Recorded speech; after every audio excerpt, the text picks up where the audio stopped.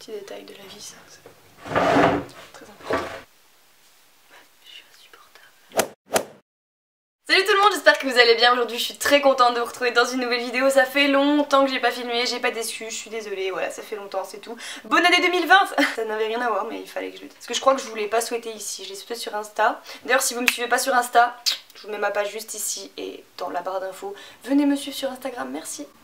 Aujourd'hui je vous retrouve pour vous faire, comme vous l'avez vu dans le titre, j'avais déjà pu ce que je venais faire. Pourtant quand je regarde ma gueule dans le miroir j'ai bien compris qu'il fallait faire quelque chose hein, mais j'avais oublié. Voilà, aujourd'hui je vous retrouve pour vous montrer un petit peu le maquillage que j'aime beaucoup faire en ce moment. Alors attention, je me maquille pas tous les jours autant, puisque là j'ai décidé de vous montrer aussi ce que je fais quand je fais mon teint, etc. Vraiment de vous montrer ma routine complète quand je veux faire un maquillage complet.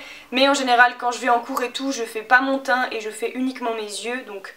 Si vous voulez faire uniquement vos yeux, bah, je vais vous montrer comment je fais mes yeux dans la vidéo, hein. Vous inquiétez pas. Mais je fais pas tous les jours mon teint, puisqu'en ce moment je suis dans ma période où dès que je mets quelque chose sur mon teint, genre même si c'est de la bébé crème, puisque je mets pas de fond de teint, je mets que de la bébé crème, j'ai toujours l'impression que ça se voit de ouf et du coup je commence à faire mon teint et j'enlève ce que je fais pour au final partir avec juste de la crème hydratante et mes yeux de fait. Parce que quand je fais mon teint, je trouve que ça fait ressortir les sécheresses de ma peau.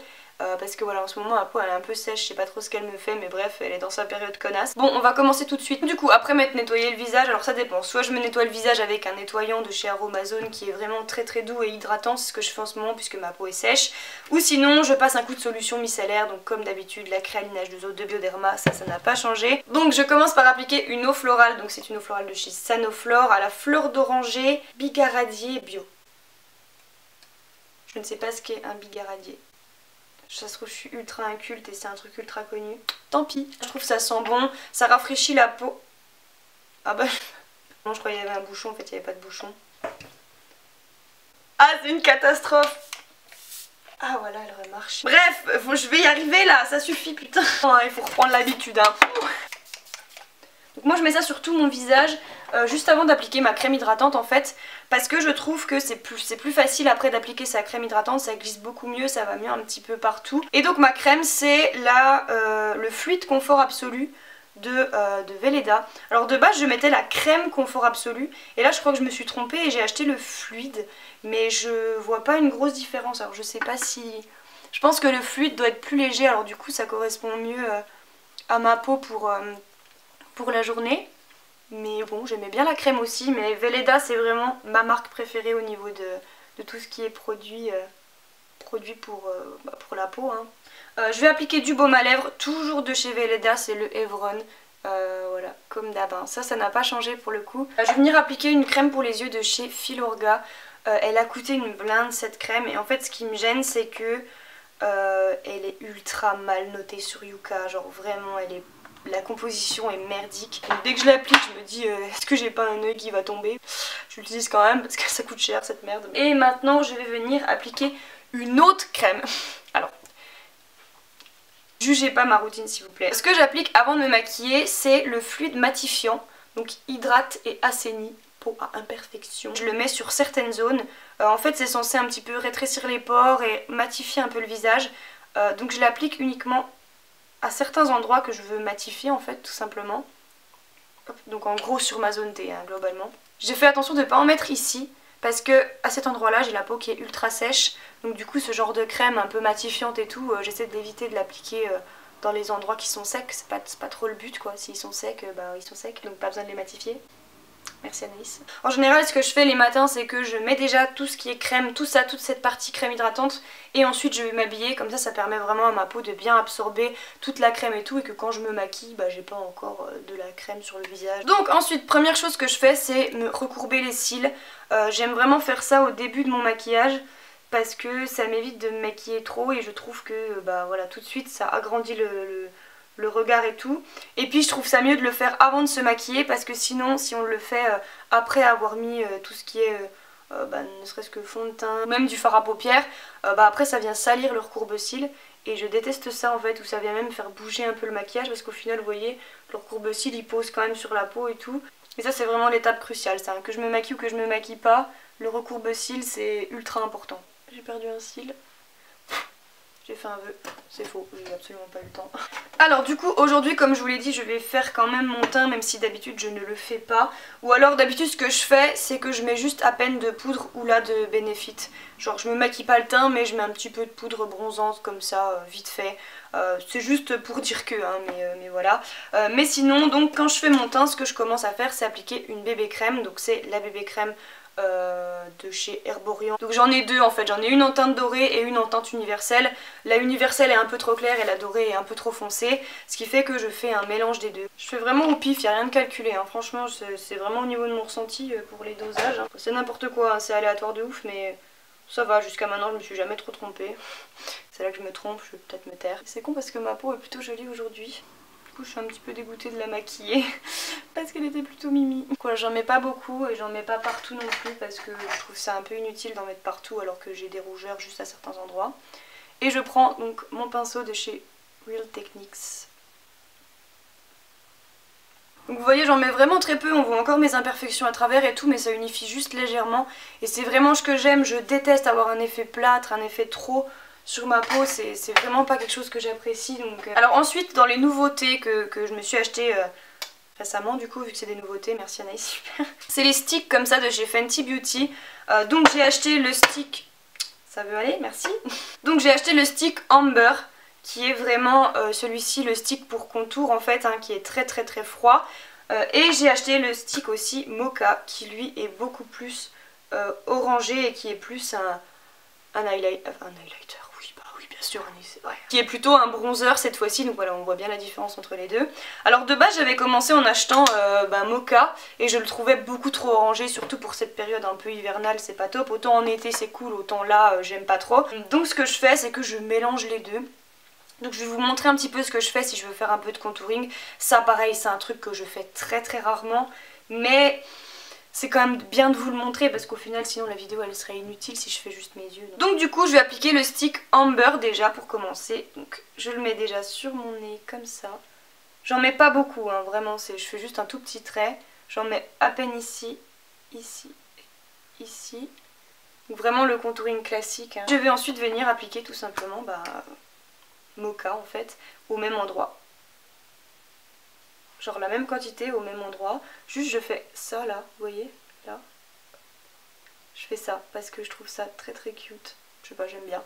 Et pareil, hop, par-dessus. Et ensuite je vais blender avec un beauty blender en fait, hein, voilà. Et ça c'est une étape que j'oublie vraiment très régulièrement. Après ne m'en déplaise, hein, c'est pas une obligation de faire ça. Parce que vu que c'est des produits crème, en général si je veux faire mon teint j'applique ma bébé crème et dans la foulée j'applique ma poudre parce que j'ai jamais eu l'habitude de mettre ça, ce qui fait que une fois que j'ai mis ma poudre c'est trop tard, je vais pas remettre un produit crème par dessus un produit poudre, c'est dégueulasse. Du coup souvent j'oublie cette étape donc mais bon c'est pas ultra grave hein. Vraiment pour moi je me prends pas la tête avec le maquillage, j'ai vraiment pas envie en fait, j'ai pas envie que le maquillage devienne une habitude et que je sois obligée de sortir avec du maquillage, que sinon je me sente pas bien. En fait j'ai vraiment peur d'abuser du maquillage et que à la fin ça devienne une obligation et que sans je me sente pas bien dans ma peau, vous voyez. C'est comme si je venais à mettre des faux cils par exemple, et j'ai peur que ça devienne une habitude et que quand je me mette à ne pas en porter, je sois pas bien, vous voyez, que je me sente moche limite. Donc c'est pour ça qu'avec le maquillage j'essaie vraiment d'y aller avec parcimonie et de la plupart du temps d'en mettre très peu parce que j'ai très peur de m'habituer au maquillage et que à force je me sente pas belle sans en fait, voilà, tout simplement. Et ça j'ai toujours pensé ça depuis très longtemps, c'est pour ça d'ailleurs que je suis pas très fan de tout ce qui est fond de teint et tout. Bon après la meuf dit-elle en train de faire un contouring, hein, là c'est quand même léger. Je trouve que ça s'estompe beaucoup mieux au Beauty Blender parce que sinon au pinceau ça s'estompe pas je trouve donc... Alors je me suis acheté également une nouvelle poudre parce que je n'en avais plus. La poudre libre de chez Anastasia. C'est la poudre libre fixante en teinte translucide du coup, donc c'est juste une poudre blanche avec mon pinceau Multitask Brush. De chez Real Techniques encore une fois, les pinceaux Real Techniques pour le teint c'est le top du top. Genre je sais qu'en magasin quand j'ai voulu l'acheter, je l'ai swatché sur ma main et j'ai trouvé que ça apportait vraiment une douceur, genre elle est vraiment ultra douce cette poudre. Les poudres libres comme ça, je trouve ça vraiment cool parce que c'est assez léger en fait, donc j'aime vraiment bien. Et le fait qu'elle soit translucide je trouve ça cool parce que que ce soit été comme hiver tu peux t'en servir, donc ça c'est bien. Donc j'en applique juste à peine sur la zone T. Ce que je vais faire, c'est que je vais venir appliquer à peine du bronzer Hoola de chez Benefit avec un pinceau de chez Zero Cream, le pinceau éventail là. Il commence à se faire vieux celui-là, hein. Bon il a à peu près 5 ans déjà, mais il perd ses poils. Ce qui me saoule un petit peu d'ailleurs, parce qu'en général, après j'en ai partout, ça me saoule. Et donc j'en applique vraiment légèrement, hop, là où j'ai mis un peu mon contouring en fait. Et maintenant ce que je vais faire, juste pour le plaisir, d'accord? En fait c'est juste pour vous le montrer aussi parce que je le trouve vraiment magnifique. Et ça j'en mets un petit peu, pour le coup ça même quand je fais pas mon teint, en général j'en mets un peu. C'est un highlighter de chez Givenchy, alors je l'ai eu en solde, il a dû me coûter, je sais plus, 30 € au lieu de 45, 50, un truc comme ça. Mais voilà, donc c'est le Givenchy, c'est le teint couture Shimmer Powder en teinte 01 Shimmery Pink. Et donc voilà comment il est vraiment, mais voilà. Moi je trouve ça canon, hein. Moi je le vois, il est magnifique. Je suis pas convaincue que vous puissiez voir.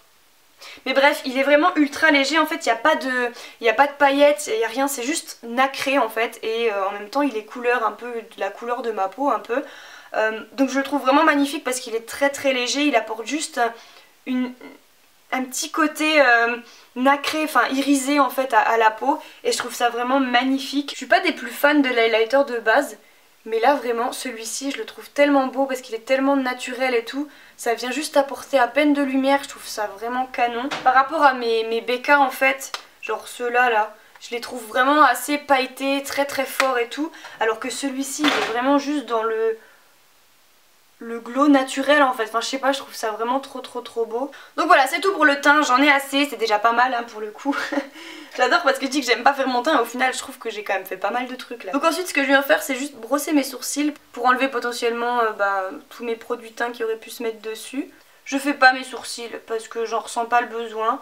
Et pareil, j'ai peur en fait, j'adore mes sourcils, donc j'ai peur que si je commence à les faire, je les trouve plus beaux naturellement alors qu'en vrai, là je les aime vraiment beaucoup. Donc voilà, je me dis c'est pas la peine, si je les aime comme ça, pourquoi j'irai rajouter des trucs dedans, c'est complètement con. Donc du coup je vous ai rapproché un peu parce que maintenant on va passer à la partie la plus intéressante pour moi, c'est les yeux. Autant le teint, ce que je vous ai montré, je le fais pas tous les jours, autant les yeux, là le maquillage que je vais vous montrer, c'est vraiment celui que j'utilise tous les jours, je fais que ça. Bon, jusqu'à ce que j'ai une autre période avec d'autres couleurs et d'autres styles de maquillage, hein, j'évolue un petit peu au fur et à mesure. Mais là ça fait au moins 1 ou 2 mois que je fais la même chose, hein, je me prends pas la tête. Bon, au moins je sais que ça marche et que ça me plaît, donc ça me permet de gagner du temps le matin, déjà que je suis tout le temps en retard. Je prends ma palette de Chine. En fait c'est depuis que j'ai acheté cette palette-ci que je fais toujours le même maquillage. J'adore cette palette. Les couleurs dedans, elles sont magnifiques. Alors les fards à paupières marron orangé ont été ultra à la mode et le sont encore en fait, et je déteste. Je trouve que ça me va pas du tout. Les couleurs orange, pourtant j'ai le teint mat et tout hein, mais les couleurs orange, je trouve que ça me va pas et ça fait tout de suite pas naturel et trop intense, je sais pas, j'aime pas ce côté orangé en fait, et ça a été tellement à la mode que toutes les palettes ont des marrons mais orangés, et c'était vraiment chiant pour moi parce que j'aime pas ça. Et du coup dans celle-ci j'étais vraiment contente, surtout le marron là, je pense que ça se voit, hein, je l'ai éclaté hein, clairement. Alors que les fards Natasha Denona c'est du 2,5 g quand même, hein. On part pas sur des petits fards à paupières, pour le prix heureusement, mais c'est vraiment le marron foncé parfait, genre le marron foncé, pas trop froid, pas trop chaud, juste ce qu'il faut. Vraiment il est cagnon, il est cagnon. Ce que je fais c'est que je commence à prendre un pinceau plat comme ça, assez gros, avec ce fard-ci, voilà, juste ici, et je vais venir l'appliquer sur toute ma paupière. C'est vrai que j'ai les yeux marrons et que je pourrais me permettre plein de couleurs en vrai hein, finalement, parce que les yeux marrons c'est les yeux avec lesquels tu peux mettre le plus de couleurs, mais j'adore le marron en fait, j'adore les maquillages marron, brun. J'aime beaucoup le vert par contre, mais c'est vraiment pour des occasions quoi, c'est vraiment pour Noël, pour une soirée vraiment et tout. Là j'utilise un peu plus de couleurs et notamment du vert parce que je trouve ça magnifique, le vert qu'il y a dans la Natasha Denona en fait hein. Je n'utilise plus que ma palette Natasha Denona, c'est triste, j'ai vraiment abandonné les autres mais je l'aime tellement, je trouve les fards tellement bien et tout que je me fais plus chier avec le reste. Du coup j'ai donné pas mal de mes palettes, mais bon j'en ai encore que j'utilise de temps en temps, mais vraiment en fait les couleurs de la Natasha Denona sont tellement pratiques pour tous les jours, tellement dans ce que j'aime que vraiment franchement c'est la palette qui m'a coûté le plus cher parce qu'elle m'a coûté 110 €, un truc comme ça je crois, enfin une centaine d'euros. C'est ultra cher pour une palette de maquillage, déjà que 50-60 € les Urban Decay c'est cher. Alors là je me suis dit mais Anaïs t'es complètement folle, et c'est mon meilleur investissement make-up parce que vraiment je l'utilise tous les jours. Mais il n'y a pas un jour sans que j'utilise au moins un fard de cette palette. Donc du coup je l'applique vraiment sur toute ma paupière en remontant un petit peu et je vais venir juste utiliser un pinceau estompeur comme ça sans matière particulière dessus et juste hop j'estompe et j'étire, vous voyez j'étire un petit peu hein. J'aime bien les maquillages assez étirés. En fait c'est un genre de smoky pas trop intense et marron en fait. Ce que je vais faire c'est que je reprends le même pinceau avec le même fard et je vais juste venir le mettre à peine en ras de cils. Un peu devant aussi ici. Dites-moi ce que vous en pensez en commentaire mais genre dans tous les make-up que je vois, tout le monde met du clair ici. Et moi ça ne me va pas. Enfin je trouve pas ça beau, je trouve pas que ça illumine mon regard, je trouve pas que ça fasse quelque chose de particulier. Genre, je sais que pas mal de gens sont là en mode ouais il faut faire le coin interne machin avec du truc. Mais moi je trouve pas ça beau du tout. Du coup j'ai plutôt tendance vous voyez à mettre du marron en fait par ici. Pour vraiment je sais pas intensifier tout ça, je sais pas. Et donc ensuite ce que je vais faire c'est que je vais venir prendre un tout petit pinceau. Donc c'est le 230 de chez Zoeva. J'aime énormément ce pinceau. Les pinceaux Zoeva sont top. J'ai le 231 comme ça et le 230. Et vraiment c'est mes pinceaux préférés, c'est ceux que j'utilise le plus. Donc je vais prendre le 230, le plus petit, avec le fameux marron que je vous ai montré tout à l'heure, qui est juste ici. Hop. Et je vais tout simplement venir faire mon ras de cils en fait avec. Alors grossièrement, je suis pas là pour faire un trait de liner non plus. Je reviens en ras de cils. Et là je vais venir prendre le 231 et tout simplement estomper. Et je remonte un peu comme ça. Hop. Alors c'est peut-être un peu chargé hein, pour certaines personnes ce make-up là sur les yeux, hein, mais moi vraiment j'adore quoi. Et donc je reprends mon pinceau estompeur et je vais tout estomper un petit coup comme ça. Et je vais quand même vous montrer, j'aimerais bien le laisser comme ça en vrai parce que j'adore le mat, mais je vais quand même vous montrer ce que ça donne avec de l'highlighter par dessus. Parce que vraiment c'est une pépite ce truc. Hein. Donc l'highlighter que j'utilisais tout à l'heure. Donc je vais le prendre avec un petit pinceau plat, comme ça j'en prends légèrement, hein, pas beaucoup. Et je viens juste l'appliquer un petit peu partout comme ça, notamment au milieu de ma paupière en fait pour un peu illuminer tout ça. Je vais venir appliquer mon mascara. Donc en ce moment mon mascara c'est le Guerlain, voilà. Est-ce que vous mettez du mascara en ras de cils inférieur? Moi oui, mais je sais pas si... Enfin, des fois quand je regarde des tutos je me rends compte que les gens ne mettent pas de mascara en ras de cils inférieur. J'aime beaucoup ce mascara, après franchement... de vous-même, à part si vraiment vous voulez vous acheter un mascara Guerlain parce que c'est Guerlain, il y a bien mieux ailleurs et en moins cher, hein. Franchement. Donc voilà, c'est tout pour les yeux et maintenant je vais juste passer aux lèvres. Alors bon, elles sont pas dans leur meilleur état comme je vous ai dit, mais tant pis. Ce que je viens d'abord faire c'est appliquer le baume à lèvres brillant de chez Kiko. Je l'aime vraiment beaucoup parce qu'il apporte un petit côté rosé aux lèvres. Alors des fois je mets que ça parce que j'aime vraiment beaucoup la petite couleur qu'il apporte. Mais sinon en ce moment je suis à fond avec un rouge à lèvres que j'ai acheté également en solde chez Sephora, c'est un Yves Saint Laurent, c'est une pépite, une pépite. Donc c'est le rouge volupté Shine en teinte 44, tac, donc c'est un nude comme j'aime, voilà, c'est genre le nude parfait, genre vraiment au top, pas trop rosé, pas trop marron, juste le top du top, je l'aime trop.